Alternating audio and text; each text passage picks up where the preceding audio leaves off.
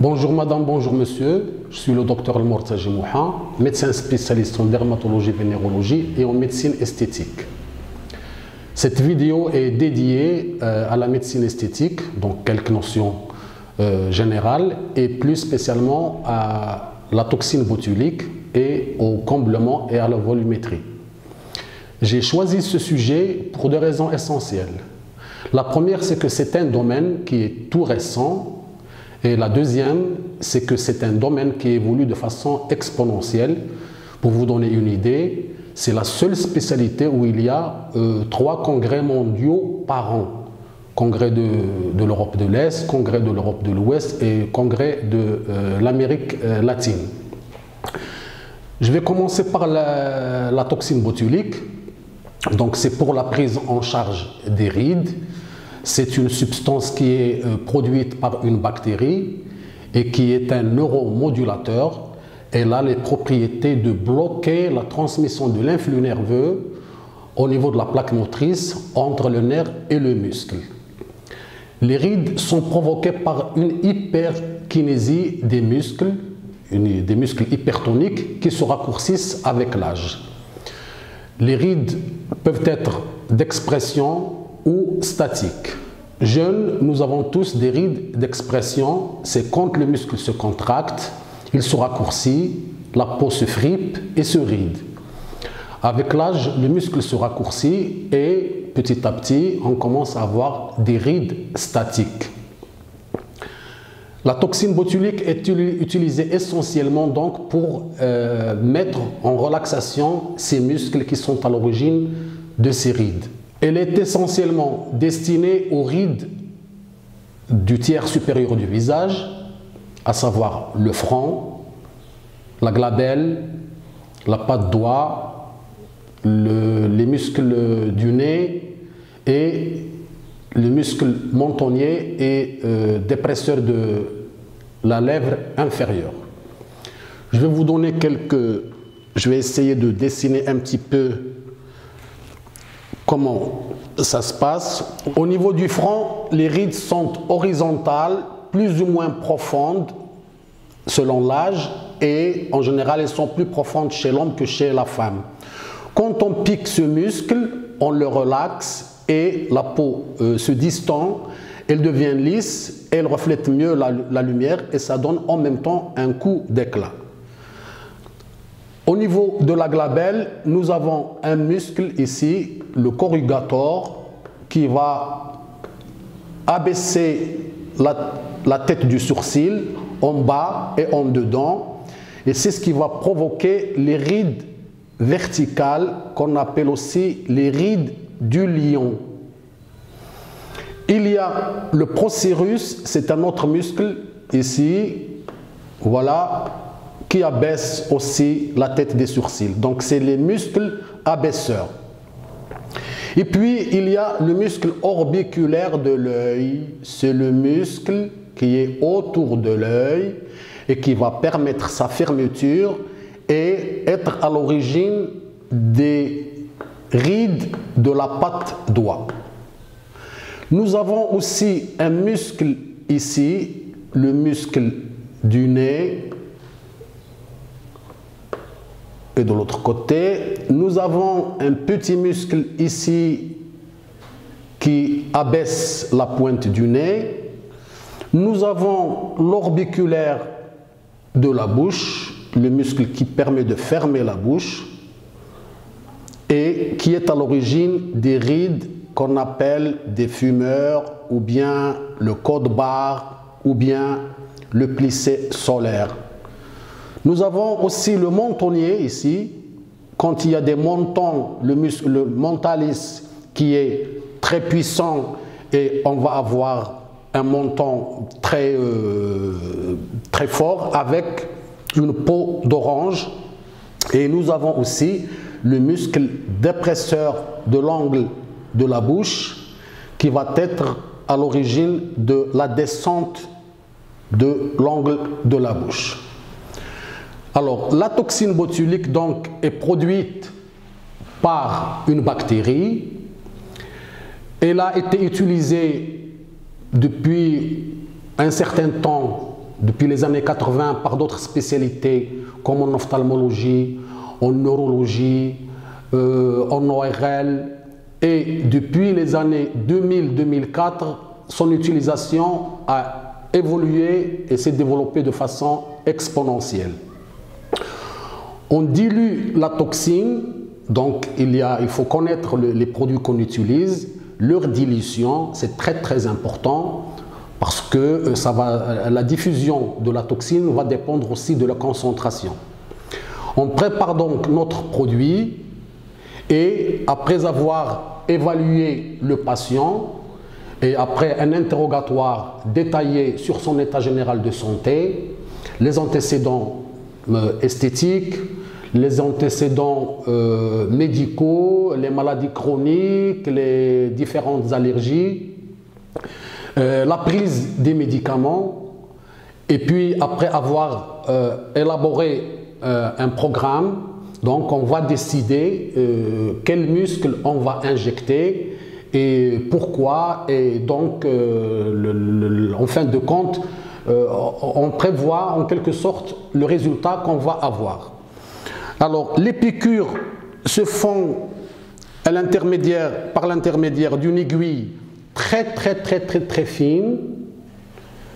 Donc c'est une aiguille atraumatique, c'est des injections très superficielles qui sont bien supportées par la majorité des patientes ou des patients, ou plutôt clients, et il n'est pas toujours nécessaire de recourir à l'anesthésie, sinon pour les patients pusillanimés et qui ne supportent pas la douleur, dont le seuil de la douleur est très élevé, eh bien on peut utiliser des crèmes anesthésiantes qu'on va appliquer une demi-heure à 1 heure avant les injections. Les injections sont réparties selon donc les rides, la zone des rides, leur profondeur, et on va faire au niveau du front, ça dépend, 6 à 8 injections, voilà.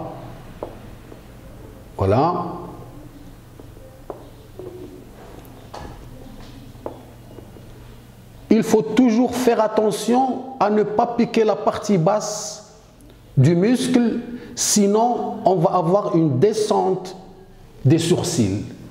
Donc 2 à 3 cm ne doivent pas être injectés.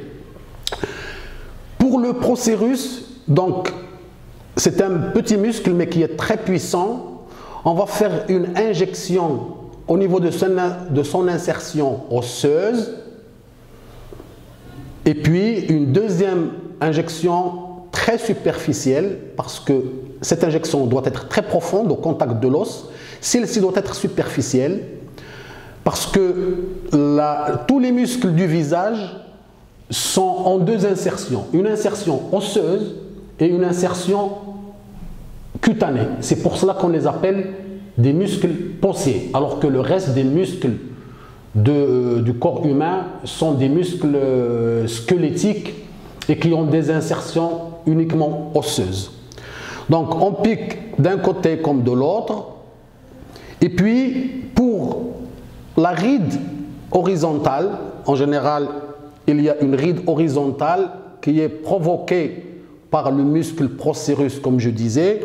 Donc on le pique à la base et on peut éventuellement, selon la profondeur des rides, rajouter une petite injection pour chaque branche de ce procérus, parce qu'au fait, il se divise en 2 branches en allant vers le haut.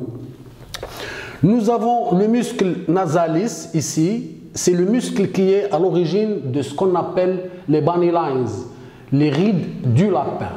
C'est des rides qui sont là, comme ça.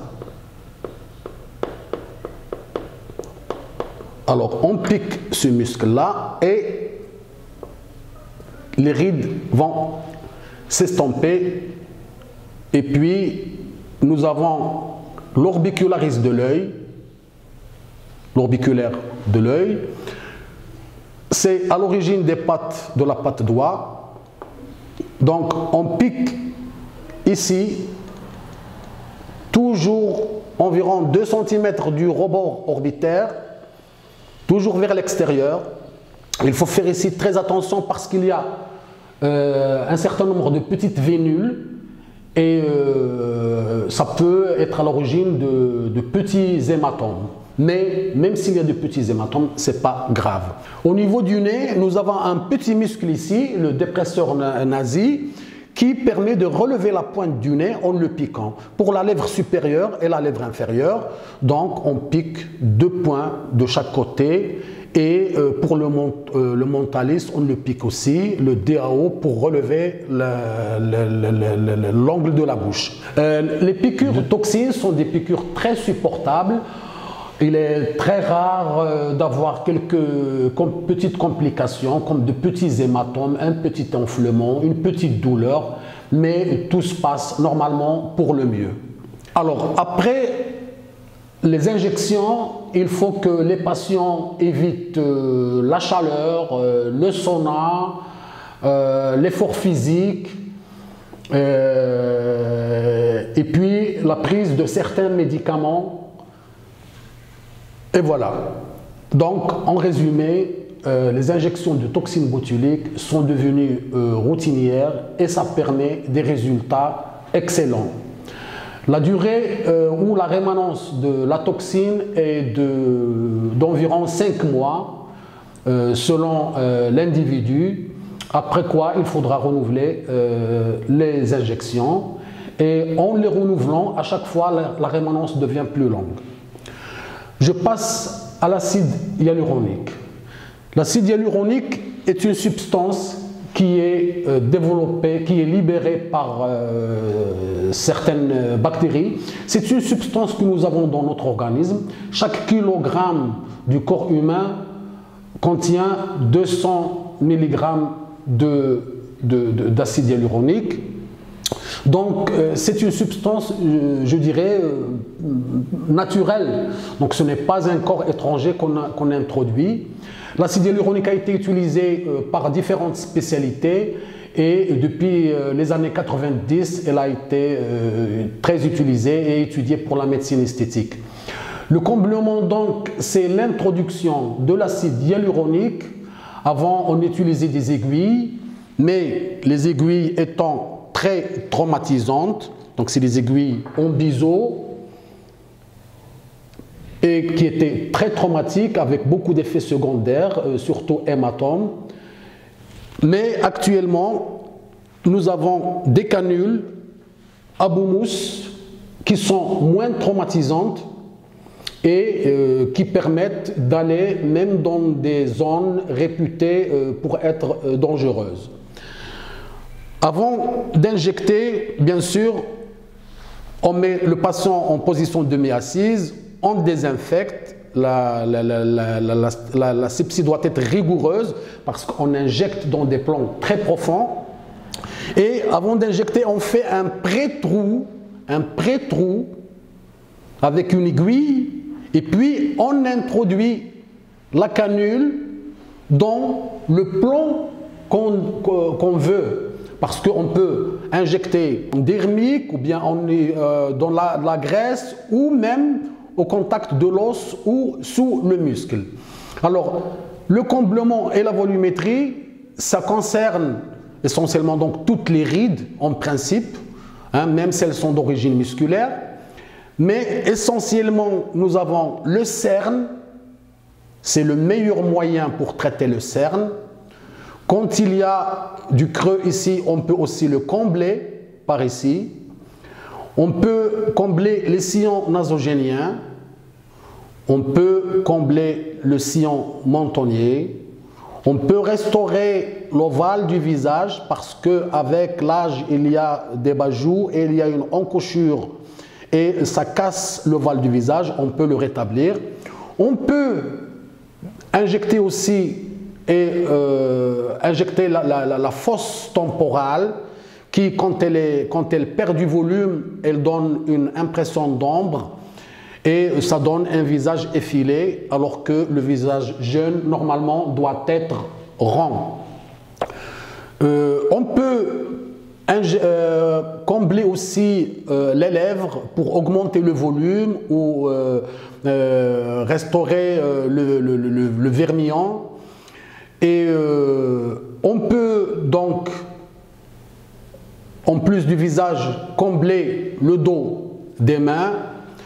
On peut bien sûr combler aussi le décolleté, le cou. Là, je reviens à la toxine parce que, en plus du visage, on utilise la toxine aussi pour les cordes platysmales qui sont à l'origine des rides au niveau du cou. Et bon, je pense que, en gros, c'est ce que j'ai à dire. Les contre-indications pour l'acide hyaluronique, c'est l'allergie à l'acide hyaluronique ou bien quand on prend des anticoagulants. Sinon, l'acide hyaluronique est plus douloureux et en général, il faut faire des anesthésies soit locales, soit tronculaires au niveau du nerf infraorbitaire, du nerf supratrochléaire, des nerfs mentonniers. Comme ça, on peut travailler beaucoup plus à l'aise et c'est beaucoup plus confortable pour le patient.